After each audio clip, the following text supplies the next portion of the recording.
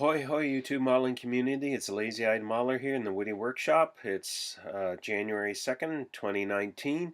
I'm going to do a quick update on the Ford Truck Month F100 Custom Cab 4x4. Basically, I've not really done anything with it yet. I'm just going to discuss research material and decision making that I'm doing with this kit.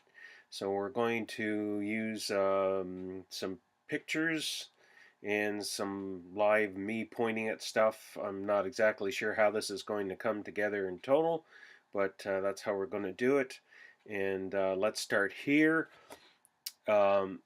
This is a picture, of course, of the box. What you see here is basically an F250, which is not what's in the box. And it's a custom cab. Custom was the lowest line of truck for Ford at the time, and what's in the box is slightly different.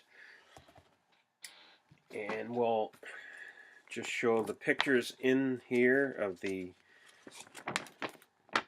built truck. Now the built truck shows chrome trim across the bump side and chrome around the window and coming down the back edge of the top of the cab there. So we're going to look at some pictures and discuss this, and I'll try to determine where I'm going with this. Okay. Hi guys, there's a good place to look for information online if you're doing a factory stock build. It's called paintref.com, or you can go to autocolorlibrary.com to get paint colors for the year that you need to know on your vehicle. In this case, a 1970 Ford pickup. Paintref.com also has factory brochures. And here we see the factory brochure for the 1970 Ford truck line. These two pages show the different model lines of the Ford trucks available for 1970. The first arrow points to the custom cab, which is what our kit is supposed to be. There's no extra chrome trim or anything on it, top or bottom. The second arrow points to the Sport Custom, and it has special trim on the bottom, which we'll see later can apply to our kit. The third arrow points to the Ranger, and that has a chrome strip along the bump of the bump side, and then the Ranger XLT has the chrome strip at the bump line and also the rib trim on the bottom of the doors and the bed. The one I intend to recreate is the custom cab that the arrow is pointing to, just like the kit is intended to be. You can see this contractor special is a Sport Custom because it has the rib trim on the bottom of the body. Does this picture look familiar? It's obviously where the picture came from for the box top of the Mobius model. Now, one thing about the Mobius kits, when they design them, I believe they design them to the highest model level.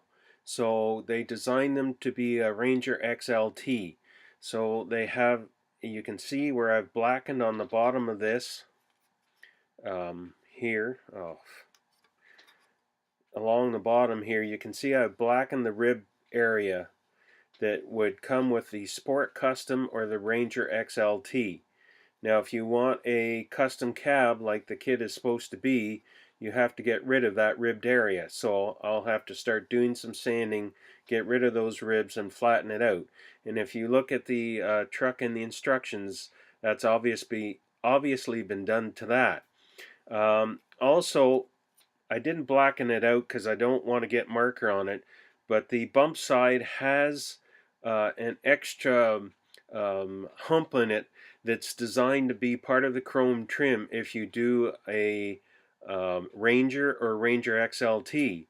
Now that would be extremely hard to recontour that, at least for my skill level. So I'm just going to sort of ignore it and paint the whole thing the body color and not chrome it or bare metal foil it or anything. And also at the back of the cab here, you can see where I've darkened some trim.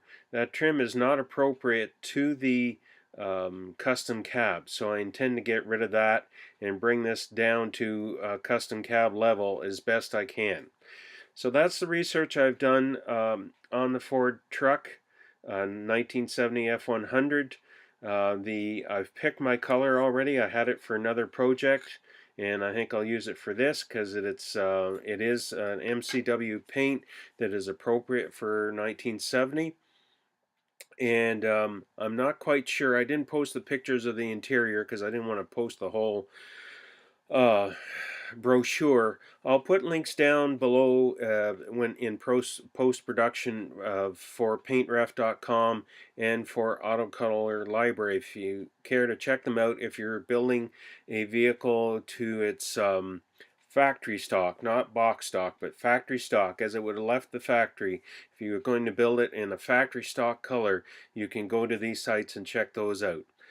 Okay, I've got some sanding to do to get rid of some trim and whatnot. We'll leave it at that for now, and we'll talk to you later. Bye now.